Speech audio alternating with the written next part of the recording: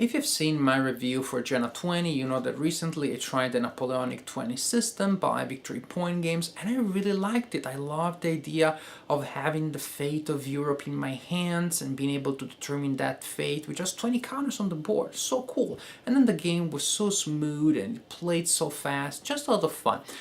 So I decided to explore the series more, and I'm pretty serious about this. I decided to try not just one more game, but 4. And so I picked up Dresden 20, Waterloo 20, Austerlitz 20, and Busaco 20. And as you can imagine, I'm going to report about each of these games in my reviews.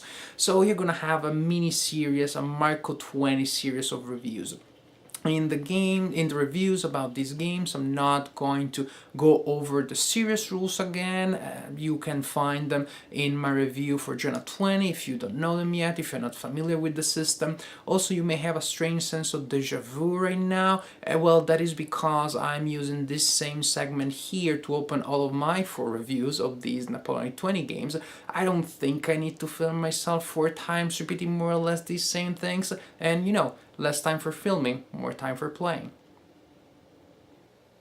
Appropriately enough, we are going to start this mini-series of reviews with Waterloo 20, which was the first game published in the series. It is going to be republished next year as part of the Fading Glory package by GMT. For now, you can get it from Victory Point Games, but let's take a look and see how the game plays.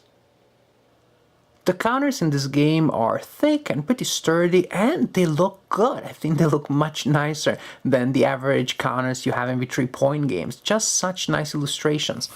The map is your average Victory Point Games map. It is printed on thick paper. It looks good enough. I have no complaints. It is very functional. It works very well.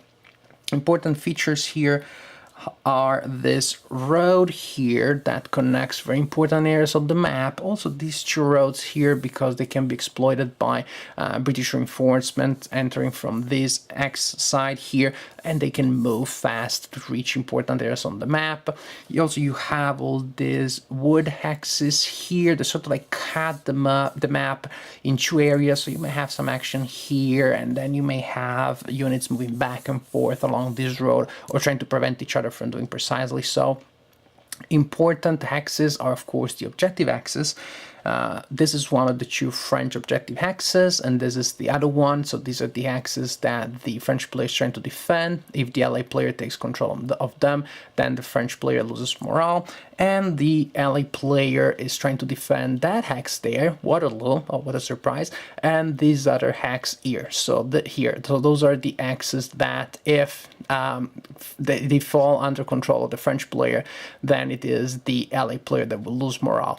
Like in the other games of the series, here you have a deck of random events. Each player will draw 1 at the beginning of his player turn, and there will be events that will apply only to the French player, other events only to the Allied player, other events will apply to the player that draws that card. It seems to me that this deck tends to favor the Allied player a little bit, because there are some events that are really negative for the French player. This one, threatening weather, for example, the French player may have to skip a turn. Napoleon's illness, during your combat phase, roll the die twice for each battle and use the lower the true results. Probably the French player would just not want to attack during this turn. There are, of course, negative things that may happen to the Allied player too. For example, coordination crisis. There are 2 of them, but they don't seem nearly as severe. For example, coordination crisis will just force the Anglo-Dutch units and the Prussian units not to move through each other, not to end their movement adjacent to each other. But as you will see when I show you the setup, you will see that in any case they tend to be in different areas of the map anyways, and so they may just not be adjacent to each other in any case. So there will be many cases where these 2 cards just have no effect on the LA player strategy. I believe that the deck was designed this way to give a slight advantage to the LA player, to balance other advantages in terms especially of number of units and position of units that the French player has. So I think it works well. This is the initial setup, so as you can see, the majority of the action at the beginning is around here. You have on the map a large number of French units here and only 5 Allied units on the map at the beginning. 2 Prussian units here, which are already adjacent to French units, so these 4 units are already locked in combat.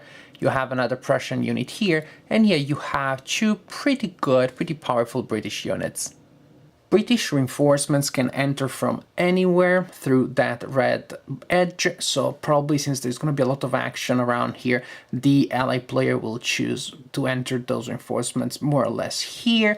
The Prussian reinforcements enter the game from this edge here, and so they find themselves pretty much cut off from the main action. They can try to walk this way, but it's going to take a long time. Also, if they try to use the road bonus, the road goes in that direction. It just takes forever before they join the main action. So it seems to me that the best way to use the Prussian reinforcements is to use them to defend that Prussian objective there, just in case the French player decides to detach a cavalry unit and have the unit ride real fast around here and try to take control of the decks, ignoring everything else that's going on the map. And at the beginning of the game, not only do you have a Prussian unit that is... And at the beginning of the game, not only are several Prussian units adjacent to the French units, but you even have a Prussian unit which is in a French objective hex. Also, the game starts with an afternoon turn. That means that if that unit is still there during the night turn, which is only 2 turns away, the French player is going to lose a point in morale. So the French player really has some pressure here to try to dislodge that guy as fast as possible. The French player really needs to concentrate strength and create a big push at the beginning. Also, the French player knows that in the next couple of turns there will... After the initial big push from the French player, usually the game develops based on the way in which the ally player reacts to that initial push and then the way the French player adjusts to the ally strategy. And games, seems to me, tend to develop in one of 3 ways. The British player may decide to try to defend this area, maybe to concentrate forces to move the British units here and to try just to defend here, maybe to regain control of that objective, which can be very hard just because the superiority of the French player is so huge. By the time the reinforcements arrive from there may not be many allied units still alive on the board. It is a risky and probably very dangerous and expensive strategy. Another way in which the game may develop is if the ally player decides to withdraw as much as possible, to try to detach these units, try to survive with as many as possible, maybe to leave one behind to sacrifice so that the units can withdraw and maybe join forces with the British player and just try to move the action in this other area here where there are good ways of defending. This axe, for example, has a good defensive bonus. It may also be that if the French player starts running after the retreating ally player, the reinforcements from the British side may be able to intercept the French army and ambush them here. It could be a valid strategy. So the the ally player can just try to move the battle on this side. Another way is an intermediate way in which the ally player retreats units here, but not all the way there, more or less in the middle of the map. Again, here maybe sacrificing somebody, but trying to make as many of these units run away, and then sort of regrouping here, waiting for the reinforcement to arrive here to join the allied army with the reinforcements around here, and then at this point to try to push back before the French army gets too close to the allied objectives and while the allied are not too far from the French objectives.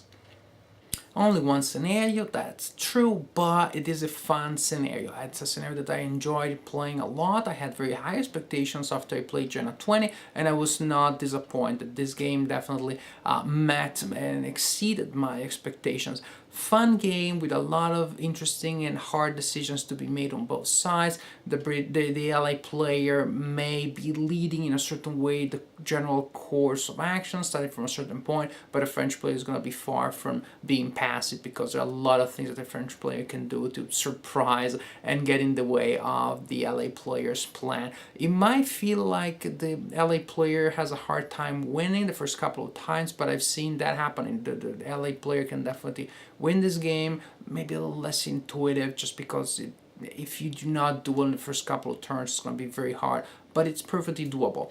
Overall, a fun game. I think I'll be playing it quite a bit in the future too. I think it could be a good entry point to the series, or a nice new installment to explore if you already started playing the games in the series.